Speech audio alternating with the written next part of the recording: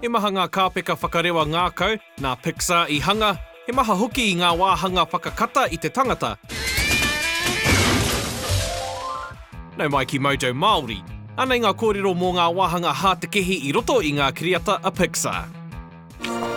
Oh, that's beautiful! Kei te aro tātou ki ngā wāhanga hātakēhi o roto mai I ngā kiriata matua a Pixar I Toy Story ki Inside Out. Okay, not what I had in mind. Tua ngahuru, disgust and anger dealing with broccoli, Inside Out. Here we go. All right, open. This looks new. Think it's safe? Ai, he pai mo te tinana, he rongo wā ārai I te mate pukupuku, engari he hate hua ki te pepi. There is a dangerous smell, people. I tēnei wāhanga hātakēhi, e kore a Riley e kai porokori, engari nā tana kare āroto kē tēnei whakatau. Nā disgust, he mea waha e Mindy Kaling. Well, I just saved our lives. Yeah, you're welcome. Riley, if you don't eat your dinner, you're not going to get any dessert. Wait, did he just say we couldn't have dessert? Ka ki tōna pāpa e kore a Riley e whiwhi purini. Kātahi tātou, ka tūtaki kia anger, me te aha hāngai ana ki tōna ingoa. Sure, we'll eat our dinner right after you eat this! Wai maria I whai rautaki waka rererangi te pāpa o Riley, hei whāngai I aia, me te aha ka kata te katoa. Here comes an airplane. Oh, airplane. We got an airplane, everybody. Tua iwa, tour guide Barbie, Toy Story 2. We've never been down this aisle, it's pink! Ko te pai o ngā kiriata Pixar, ko ngā kōrero whakakata. Aha kua pē e kore ngā tamariki e mārama ki te hohonutanga o ngā kōrero, ka mārama ki ngā pakeke. What a great party!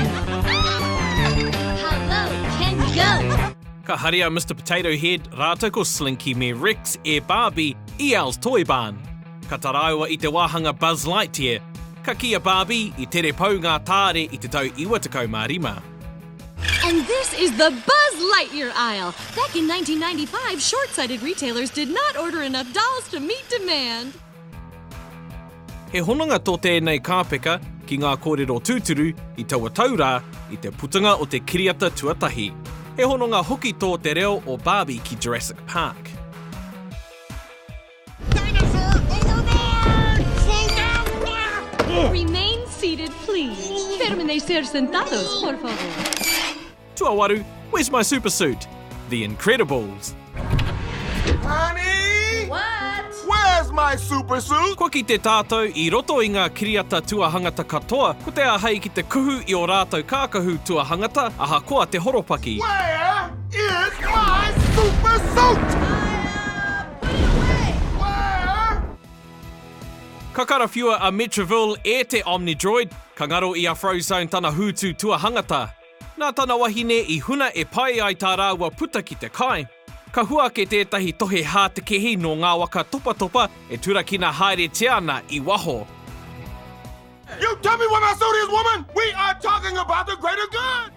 He tino kāpeka tēnei I roto I tētahi o ngā tino kiriata a Pixar, ka mutu ka whakau I te kōrero, wahine koa, au koa. Greater good! I am your wife! I'm the greatest good you are ever gonna get! Tua whetū, Dory's whale talking, Finding Nemo. There's somebody. Hey! He maha ngā kāpeka hātakēhi I Finding Nemo, pēnei I tā crush, he honu moana āwhina I a Marlin me Dory ki te whai I a squirt. First you were all like, whoa, and then we were like, whoa, and then you were like, whoa. What are you talking about? Engari ko te reo toho rā o Dory te tino, he tauira tēnei o te pai o tētahi kaiwhakaari reo. I tēnei tauira, no Ellen DeGeneres taua reo. Come back. You offended him. Maybe a different dialect. I tētahi atu horopaki pai, ka ngana a Dory ki te kōrero ki te toho rā, ā ka hōhā haere a Marlin. I te mutunga iho, kei muri te toho rā I a rāua. Don't worry, whales don't eat clownfish, they eat krill. Oh look, krill! Wai I mōhio he mita rere kē tō ngā toho rā. Maybe I should try humpback. No, don't try humpback. Whoa! All right. Whoa! You actually sound sick. Tua ono, crushed by shopping carts. Wally. Te aroha o te karetao. Katata matea Wally I a Eve. Karata atu ki aia. Hold me close and hold me fast.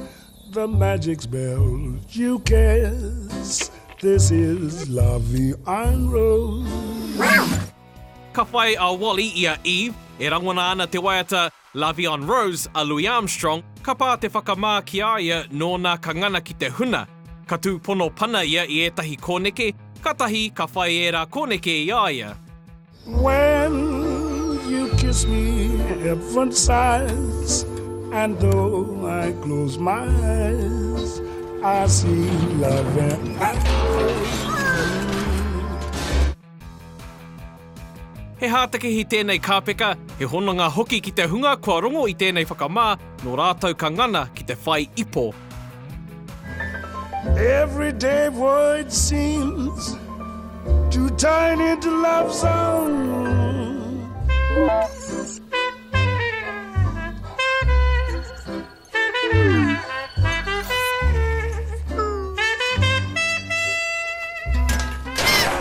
Tuarima, Heimlich turns into a butterfly, a bug's life. My wings! Oh, they're beautiful! Kāri te tino kōrero tia, nā te putanga I wāinga nui ngā kiriata Toy Story, he oi he maha ngā āhuatanga katakata I a bug's life. You fired! You fired! You fired! Oh, will you shut up? Kua tohua e mātou tā Heimlich huri, hei pūrere hua. E hara I te mea ohorere, nā te mea he hātakēhi tēnei anuhe reo tiamani. I'm finished! Finally, I'm a beautiful butterfly! Ka pōhe he te nuinga, ka ea o nā wawata, nō nā ka puta hei pūrere hua. Engari kē, ka noho tonu ia hei anuhea noiho, me tahi parirau. Better start flying! But I am flying! E kore tēnei e tāmi tōna ngākau, me tana whakapono ka rere ia, ka tutuki tēnei hia ona. Tuawha, Booze Death, Monsters Inc. Ko tētahi o ngā āhuatanga pai I Monsters Inc. Ko te hononga tere I wainganui I a Boo rāua ko Sully me tana aroha nui ki a ia. He nui ngā kata I puta I tēnei hononga, engari kāri tuatu I tā Sully pōhehe I mate a Boo I huri hei pauaka para.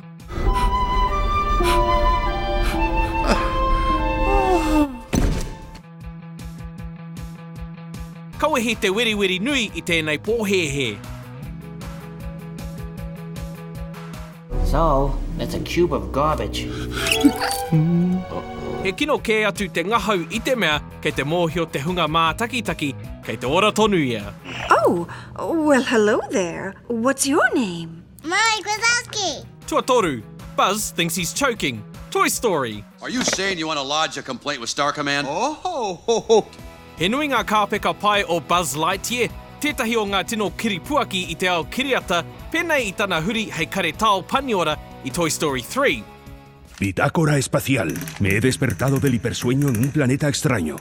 I tēnei wāhanga kei te hoki tātou ki te kiriata tuatahi. Ka hōhā a Woody, ka tohe ki a Buzz, me te aha ka huaki I tana pōtai māro. Don't even think about it, cowboy. Oh, yeah? Tough guy? Ka pōhehe a Buzz e rāwa ana ia, ka taka ki o nā turi. The air isn't toxic. Ka tohe tonu rāua, ka tahi ka ki a Woody, titiro ki kōrā. Buzz, look, an alien! Where? Tuarua, Alarm Mode, The Incredibles. What is it? Who are you? What do you want? He hātakēhi ngā kāpeka katoa o Edna Mode, te kai tui I ngā kākahu mō Mr. Incredible me tōna whānau, hoi ka hoki tātou ki tōna kitenga tuatahitanga I te kiriata nei me tana amuamu mō ngā pāke. He had a great look. Oh, the cape and the boots. No capes. Nō Mode te kiriata nei, nōna ka whaiwāhi atu. Nōna e hanga ana I ngā kākahu o Mr. Incredible, ka amuamu ia mō ngā pāke me te whai pānga atu ki te matenga o ngā tuahangata. Stratogale, April 23rd, 57, Cape caught in a jet turbine. You can't generalize about that. Ka pēr hea ngā whakaro o Superman o Batman rānei. No capes. No, go on. Your new suit will be finished before your next assignment. I mua I te huranga o te tino, anei e tahi atu whakamānawatanga. Oh, hi! We're rehearsing a scene for the upcoming company play called Put That Thing Back Where It Came From, or So Help Me! One look and I knew. We had the same crazy idea. Okay. Did you hear that?